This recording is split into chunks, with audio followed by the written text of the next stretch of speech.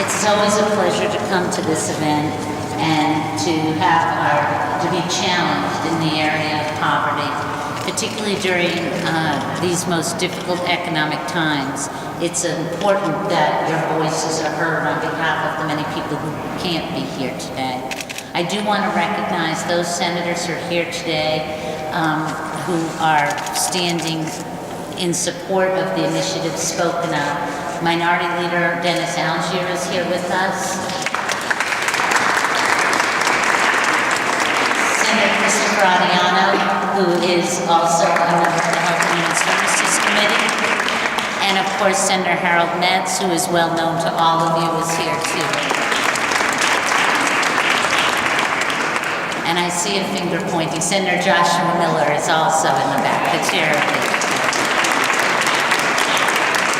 I know Senator Goldin had indicated she was en route, but I don't see her yet.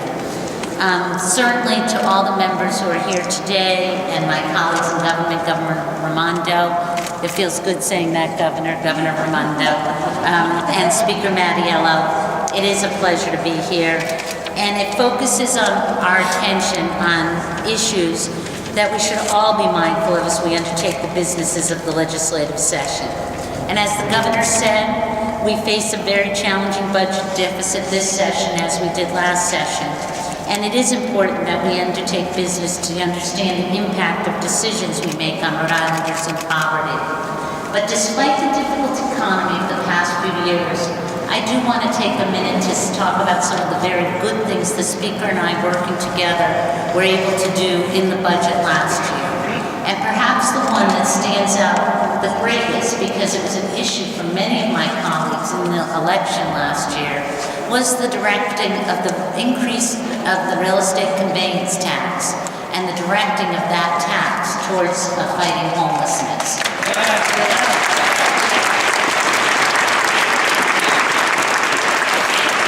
I also want to mention, if you saw me whispering, it's because I checked with my experts, Linda Katz and Marie Gano, that I wanted to make sure that last year, while we did reduce the percentage on the income tax credit, we did make it fully refundable, which was very important first step and something that this advocacy community, particularly because it affects that working middle class that Governor Rando mentioned, is impacted by that. So that was another very important thing that this community was successful in bringing around.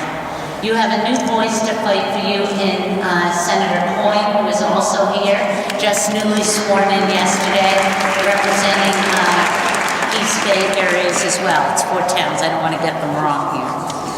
But I do want to take a minute to say we cannot move Rhode Island's economy forward without addressing the issues that underlie poverty. And that's why so much of our effort in the Senate has focused on helping workforce gain the skills they need in this modern economy. We want to ensure that people not just have jobs, but that they have careers. We believe that education is to widen the pathway out of poverty. Improving education not only helps individuals lift themselves out of poverty, but it helps improve our broader economy as well. And the Senate will focus this year on issues that ensure that children in all Rhode Island communities have access to the proven benefits of all-day kindergarten and modern schoolhouses that meet today's needs. And finally, I see another senator appearing, Senator G. If I don't stop talking, I'm going to be identifying them continuously. But we also have Senator G, who hails from the city of East Greenwich. In